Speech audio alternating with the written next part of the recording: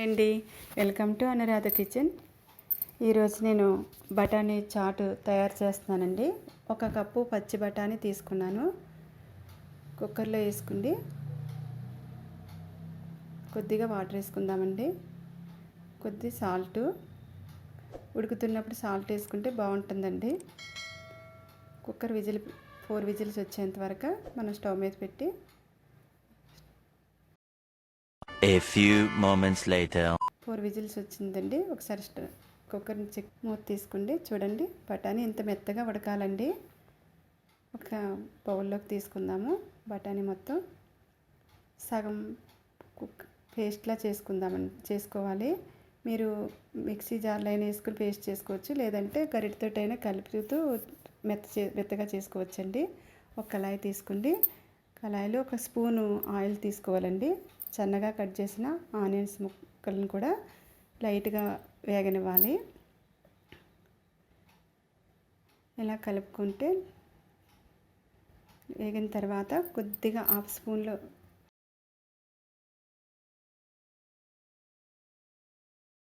Spoon అల్లం వెల్లుల్లి paste వేసుకోవాలండి. పచ్చివాసన పోయేంత వరకు కలుపుకోవాలి. ఇలా కలపాలి. సన్నగా కట్ చేసిన టమాటా ముక్కలను కూడా వేసి వేగనివ్వాలండి. మీరు కావాలంటే పేస్ట్లా కూడా చేసుకోవచ్చండి. మిక్సీలో వేసుకోండి. మిగిలిన బఠానీని కూడా వాటర్తో పాటు వేసి కలిపేసుకోవాలండి. కొద్దిగా సాల్ట్ వేసుకోవాలి. ముందు మనం కుక్కర్ ఉడికించినప్పుడు వేసుకున్నాం కదండి. సాల్ట్, కారం, జీలకర్ర పౌడరు, ధనియాల పౌడరు, కొద్దిగా పసుపు అండి. మొత్తం వేసి కలిపేసుకోవాలి. మనకి గ్రేవీ కోసమని మిక్సీ చేసుకున్నాం కదండి పేస్ట్ లాగా, అది కూడా యాడ్ చేసేసుకుందాం. ఇక్కడ మీరు మిక్సీ చేసుకున్నప్పుడు వాటర్తో కూడా చేసుకోవచ్చండి. పేస్ట్ గ్రేవీలా ఉంటే కొంచెం చిక్కగా ఉండకుండా కొద్ది పలసగానే ఉండాలి. అందు గురించి కొంచెం వాటర్ వేసుకోవాలండి మనం. ఇలా కలిపేసుకున్న తర్వాత కొద్దిగా వాటర్ వేసుకుందాం. కప్పులో 1/2 కప్పు వేసానండి నేను వాటరు. ఒకసారి 5 మినిట్స్ మూత పెడదామండి. A few moments later 5 minutes తర్వాత మూత తీసి చూస్తే చూడండి, చిక్కగా ఉంది. రెడీ అయిపోయింది కర్రీ. మనం పుదీనా, కొత్తిమీర లాస్ట్లో వేసుకుందాం.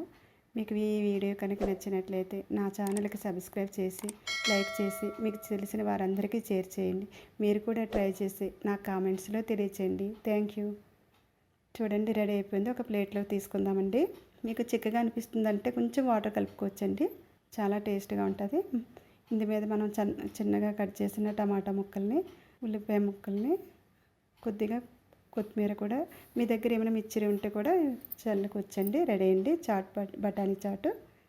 మీరు కూడా ట్రై చేయండి.